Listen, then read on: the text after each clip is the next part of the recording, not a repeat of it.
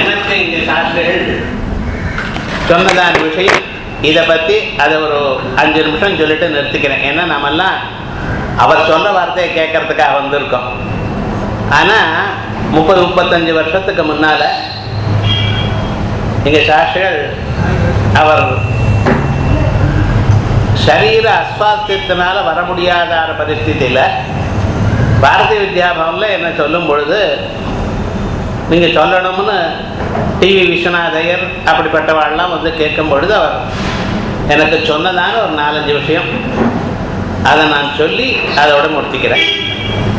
இந்த 4 பேர் இருக்க பேசுறதுன்னு இருக்க ஆர்ட் ஆஃப் பப்ளிக் ஸ்பீக்கிங், அதுக்கு ஒரு தனி சில நிபந்தனைகள் உண்டு.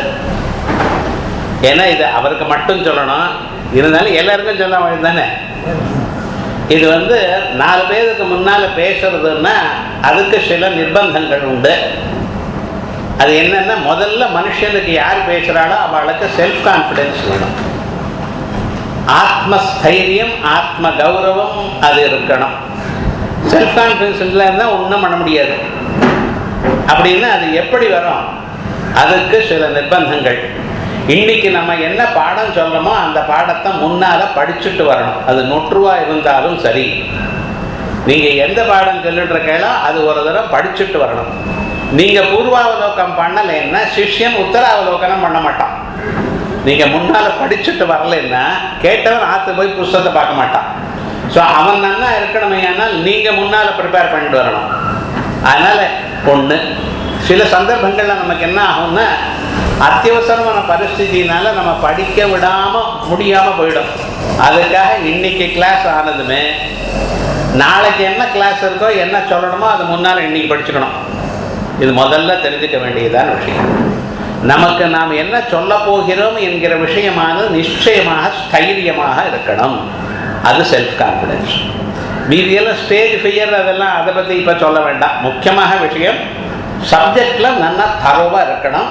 எனக்கு புஸ்தகமே நொற்றும் இருந்த போதிலும் ஒரு தரம் பார்த்துட்டு வரணும். எது அடுத்த வாரம் சொல்ல வேண்டியது, அதுக்கப்புறம் இன்னைக்கு சொல்கிறோளோ அன்னைக்கு முன்னாலோ அன்னைக்கோ போன கிளாஸில் என்ன நடந்தது, இந்த கிளாஸில் என்ன நடக்க போகிறது, ரெண்டையும் படிச்சுட்டு வரணும். இது வந்து ஆத்மஸ்தைரியத்துக்காக வர வேண்டியதான விஷயம். ரெண்டாவது, நமக்கு முன்னால் இருக்கிறவாள்னா அவள் எப்படின்னா அவள் பகவான் நினச்சிட்டு பேசணும். எப்படி?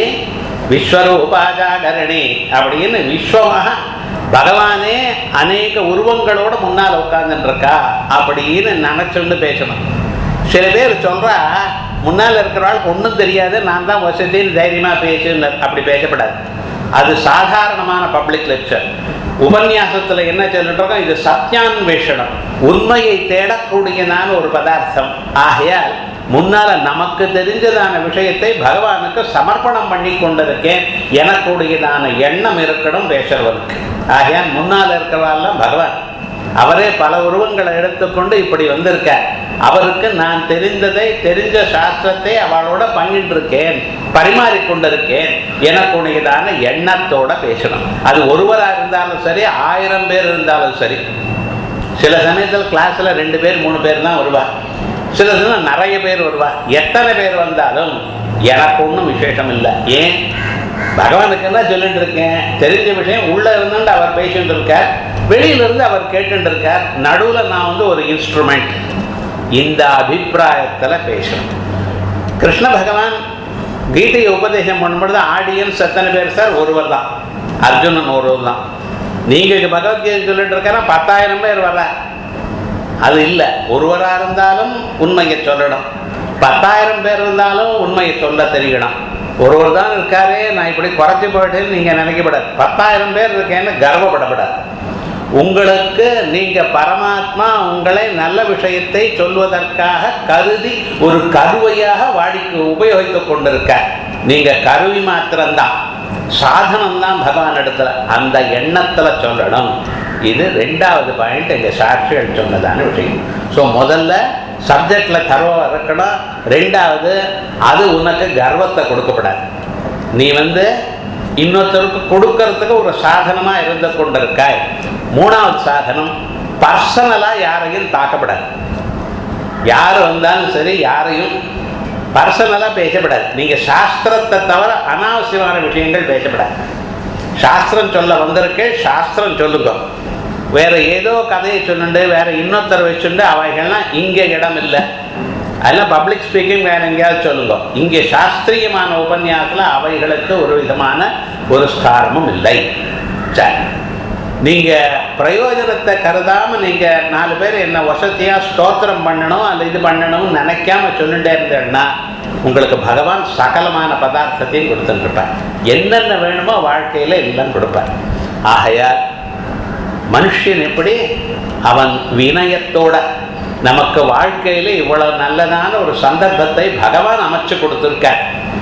வேற எதையோ சொல்லாமல் நல்ல வார்த்தை தினந்தோறும் 4 தினம் ஆற்றுல படிக்கிறோம், இங்கே வந்து சொல்கிறோம், 4 பேருக்கு மனசாந்தியை கொடுக்குறோம். இப்படிப்பட்டதான ஒரு செயலுக்கு நம்மளையும் பகவான் உபயோகப்படுத்தி கொண்டிருக்கார் அப்படின்னு பகவானுக்கு நமஸ்காரம் பண்ணிட்டு அந்த குரு அனுகிரகம் நமக்கு வரணும்னு நன்கு பேசிகிட்டே இருந்தோமே. ஆனால் நிச்சயமாக வாழ்க்கையில் முன்னுக்கு வர முடியும்.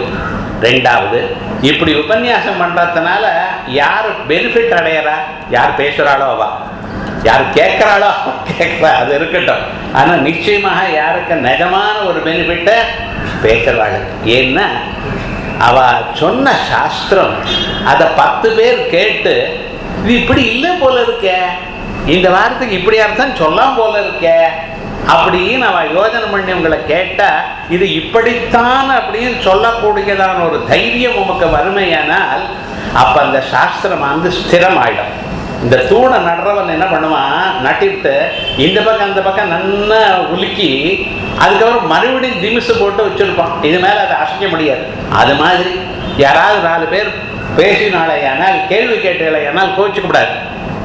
அப்படியா இந்த ஸ்லோகத்துக்கு இப்படி ஒரு அர்த்தம் உண்டா பார்த்துட்டு அப்புறம் நம்ம பார்த்தோமே ஏன்னா இது தான் அர்த்தம் அப்படின்னு நிச்சயமா இல்லைன்னா நம்ம இதான் அர்த்தம் சும்மா இருந்துட்டு இருப்போம், அவ்வளோதான்.